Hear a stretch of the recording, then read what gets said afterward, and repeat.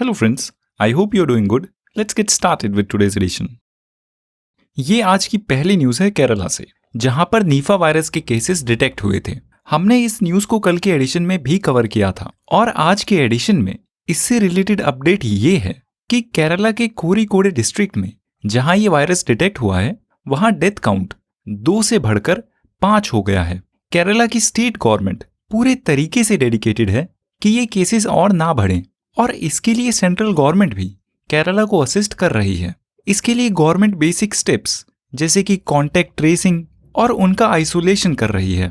Nipah virus की बात करें तो ये एक जूनोटिक वायरस है, मतलब कि ये एनिमल्स और मोर स्पेसिफिकली फ्रूट बैट्स में ओरिजिनेट होता है। ह्यूमंस में इसका ट्रांसमिशन इन्फेक्टेड एनिमल से डायरेक्टली या फिर किसी इन्फेक्टेड फूड को कंज्यूम करने से होता है। इस इन्फेक्शन को ट्रीट करने के लिए फिलहाल कोई वैक्सीन नहीं है और बाकी और सभी डिटेल्स के लिए आप नोट्स को रेफर कर लें। ये न्यूज़ है पॉलिटी एंड गवर्नेंस से और इसका कॉन्टेक्स्ट है पार्लियामेंट का स्पेशल सेशन जो अगले ही हफ्ते मंडे से यानी कि 18 सितंबर से कन्वीन होगा। इस सेशन का एजेंडा क्या है, इसको अभी तक गवर्नमेंट ने ऑफिशियली डिक्लेयर नहीं किया था, पर अब इससे रिलेटेड अपडेट ये है कि गवर्नमेंट ने इस होने वाले सेशन के एजेंडा को ऑफिशियली डिक्लेयर कर दिया है। और उसकी बात की जाए तो दोनों हाउसेस लोकसभा और राज्यसभा में पार्लियामेंट की 75 साल लंबी जर्नी को कमेमोरेट किया जाएगा और कुछ बिल्स को भी इंट्रोड्यूस किया जाएगा। उनकी बात करें तो लोकसभा में एडवोकेट्स अमेंडमेंट बिल 2023 और press and registration of periodicals bill 2023 और राज्यसभा में post office bill 2023, chief election commissioner and other election commissioners, appointment, condition of service and term of office bill और repealing and amending bill 2023। इस parliament session की updates को हम follow करते रहेंगे। अब आप इस क्वेश्चन का जवाब दीजिए, इंडियन कॉन्स्टिट्यूशन में पार्लियामेंट के 2 सेशन के बीच की ड्यूरेशन से रिलेटेड क्या मेंशन किया गया है? ये न्यूज़ है मिनिस्ट्री ऑफ हेल्थ से। प्रेसिडेंट ऑफ इंडिया ने आयुष्मान भव हेल्थ कैंपेन को लॉन्च किया है। ये कैंपेन एक हेल्थ इनिशिएटिव है जिसकी कोशिश है गवर्नमेंट की हर एसेंशियल हेल्थ केयर सर्विसेज की कवरेज को हर एक विलेज और शहर तक पहुंचाना। इस कैंपेन में गवर्नमेंट अंडर सर्व्ड एरियाज में Ayushman Bharat health account ID मतलब आभा आईडी बनाएंगे और उन एरियाज में बेसिक हेल्थ सर्विसेज से रिलेटेड अवेयरनेस जनरेट करने की कैंपेन करेगी और मेजर हेल्थ कंडीशंस जैसे कि ट्यूबरक्यूलोसिस, सिकल सेल डिजीज और नॉन कम्युनिकेबल डिजीजेस के बारे में भी अवेयरनेस जनरेट करेगी। Now you should pay attention कि ये एक कैंपेन है और कोई स्कीम नहीं है। कैंपेन्स जनरली शॉर्ट टर्म होती है जिसमें कोई एग्जिस्टिंग गवर्नमेंट स्कीम, कोई एग्जिस्टिंग सर्विस या किसी टेम्पररी कॉज के लिए अवेयरनेस को जनरेट किया जाता है। सिविल सर्विसेज एग्जामिनेशन के पर्सपेक्टिव से ये एक माइनर इवेंट है। आप ऐसे इवेंट्स को मेजर इवेंट्स के साथ मिक्स ना करें क्योंकि एज एन एस्पिरेंट आपके पास ज्यादा टाइम नहीं है। आप ऐसे टॉपिक्स की बस एक बेसिक अवेयरनेस रखें और इन पर इलाबोरेट नोट्स ना बनाएं। चलिए इससे रिलेटेड भी एक क्वेश्चन का जवाब दीजिए कि 5th national family health survey के अकॉर्डिंग इंडिया का टोटल फर्टिलिटी रेट क्या है? ये नेक्स्ट इवेंट एक करंट अफेयर तो नहीं है, पर हम इसको कवर कर रहे हैं क्योंकि ये एक ऐसी नॉलेज है जो आपको होनी चाहिए और इससे आपको एक आइडिया भी मिलेगा कि आपको कैसी न्यूज़ पर ध्यान देना चाहिए। ये रिलेटेड है सिकल सेल डिजीज से और ये न्यूज़ में इसलिए है क्योंकि सिकल सेल डिजीज के पेशेंट्स गवर्नमेंट से चाहते हैं कि उनको परमानेंट डिसेबिलिटी सर्टिफिकेट दे दिए जाएं, जो कि फिलहाल अभी सिर्फ 3 साल की वैलिडिटी के साथ दिए जाते हैं। But that's not important from the civil services examination perspective. Civil services examination के पर्सपेक्टिव से इंपॉर्टेंट एस्पेक्ट की बात की जाए तो सिकल सेल डिजीज, इसके मिशन मोड में एलिमिनेशन को गवर्नमेंट ने इस ही साल के बजट में अनाउंस किया था। निर्मला सीतारमण ने बोला था कि गवर्नमेंट का प्लान है 2047 तक सिकल सेल डिजीज को इंडिया से एलिमिनेट करने का। अब सिकल सेल डिजीज की बात करें तो ये एक जेनेटिक डिसऑर्डर है जो रेड ब्लड सेल्स को इम्पैक्ट करता है। सिकल सेल एनीमिया के केस में पेशेंट्स का हीमोग्लोबिन एबनॉर्मल हो जाता है जिससे ब्लड की ऑक्सीजन कैरिंग कैपेसिटी पर नेगेटिव इम्पैक्ट होता है। इस डिजीज के केस में रेड ब्लड सेल्स जो जनरली सर्कुलर शेप के होते हैं वो एक सिकल यानी कि एक दराती जैसी शेप ले लेते हैं। इसी के लिए इसको सिकल सेल डिजीज भी बोला जाता है। इसका कोई क्योर नहीं है और इंटरेस्टिंगली सिकल सेल डिजीज से अफेक्टेड पेशेंट्स मलेरिया डिजीज से इम्यून हो जाते हैं। इस टॉपिक से रिलेटेड बाकी और डिटेल्स के लिए आप नोट्स को रेफर कर लें। ये न्यूज़ है ministry of road transport and highway से। नितिन गडकरी ने एक स्टेटमेंट दी है जिसमें उन्होंने बोला है कि गवर्नमेंट ने अपने हर नई कार में 6 एयर बैग्स को मैंडेटरी करने के प्लान को चेंज कर लिया है। ये मैंडेटरी नहीं होंगे क्योंकि गवर्नमेंट ने जो नए क्रैश टेस्ट रूल्स को मैंडेट किया है उसकी वजह से अब एयर बैग्स को मैंडेटरी करना जरूरी नहीं है। नाउ आई होप आपको इसी मिनिस्ट्री से रिलेटेड अभी recently introduced Bharat national car assessment program Bharat NCAP के बारे में पता होगा। इसको अभी रिसेंटली ही लॉन्च किया गया है। ये इस मिनिस्ट्री की एक मेजर स्कीम है और इसको हमने अपने 23 अगस्त के एडिशन में भी कवर किया था। इसकी डिटेल्स आपको नोट्स में भी मिल जाएंगी। ये न्यूज़ है ministry of commerce and industry से और इसका कॉन्टेक्स्ट है यूरोपियन यूनियन का carbon border adjustment mechanism CBAM। European union का ये मैकेनिज्म यूरोपियन यूनियन में एक्सपोर्ट किए जा रहे कुछ मेजर आइटम्स के लिए मैंडेट करता है कि उन किए जा रहे एक्सपोर्ट से रिलेटेड कार्बन एमिशंस की डिटेल्स को बताया जाए। उनका ये स्टेप क्लाइमेट चेंज मिटिगेशन से रिलेटेड है, पर ये फ्रेमवर्क डेवलपिंग कंट्रीज जैसे कि इंडिया, जो यूरोप का एक मेजर ट्रेड पार्टनर है, उन पर एक मेजर कंप्लायंस बर्डन इम्पोज करता है। तो यूरोपियन यूनियन के इस फ्रेमवर्क से जुड़ी चिंता को इंडियन एक्सपोर्टर्स ने कॉमर्स मिनिस्टर पीयूष गोयल के साथ शेयर किया है, जिन्होंने उन एक्सपोर्टर्स को आश्वासन दिया है कि गवर्नमेंट उनका पूरा सपोर्ट करेगी इंश्योर करने में कि इंडिया के एक्सपोर्ट्स पर इस नई फ्रेमवर्क की वजह से कोई नेगेटिव इम्पैक्ट ना हो। इंडिया की स्टील इंडस्ट्री को इस नई फ्रेमवर्क से सबसे ज्यादा नुकसान हो सकता है क्योंकि इंडिया में स्टील का प्रोडक्शन मेथड काफी कार्बन इंटेंसिव है कंपेयर टू चाइना, जहां यूज होने वाला प्रोडक्शन मेथड इतना कार्बन इंटेंसिव नहीं है।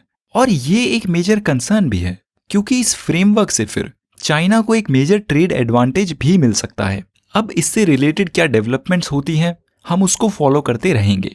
आप cross border adjustment mechanism CBAM को ब्रीफ में अपने नोट्स में इंक्लूड कर लें।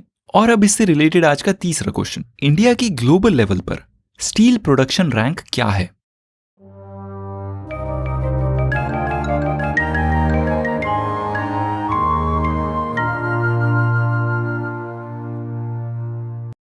ये हमारा आज का एडिटोरियल है और ये पीस रिलेटेड है बायोफ्यूल से, जो फिलहाल न्यूज में है। G20 समिट के पहले दिन हुए ग्लोबल बायोफ्यूल अलायंस के लॉन्च की वजह से। इस पीस के ऑथर का नाम है राम्या नटराजन, जो कि एक environment based research think tank में रिसर्चर है। तो ये ऑथर बोलती हैं कि कुछ समय पहले तक अगर बायोफ्यूल्स की फील्ड में कोई रिसर्च शुरू होती थी तो उस रिसर्च को इलेक्ट्रिक व्हीकल टेक्नोलॉजीज की फास्ट ग्रोथ के चलते अपने आप को जस्टिफाई करना पड़ता था।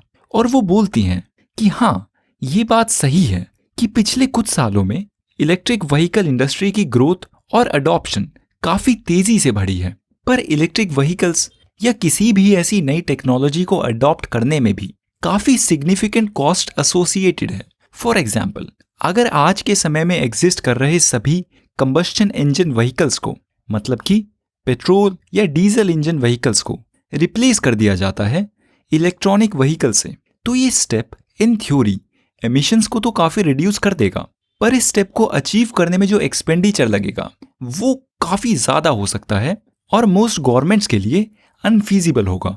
और इसके साथ ये भी सोचा जाना चाहिए कि इलेक्ट्रॉनिक व्हीकल्स में जो बैटरीज और बाकी और टेक्नोलॉजीज यूज होती हैं वो कितनी एनवायरमेंटली सस्टेनेबल है। स्पेसिफिकली बैटरीज की बात करें तो क्या उन बैटरीज में यूज होने वाले मिनरल्स को सस्टेनेबल तरीके से माइन किया गया होगा। और इसी कॉन्टेक्स्ट में बायोफ्यूल्स आज के समय में काफी रेलिवेंट हैं।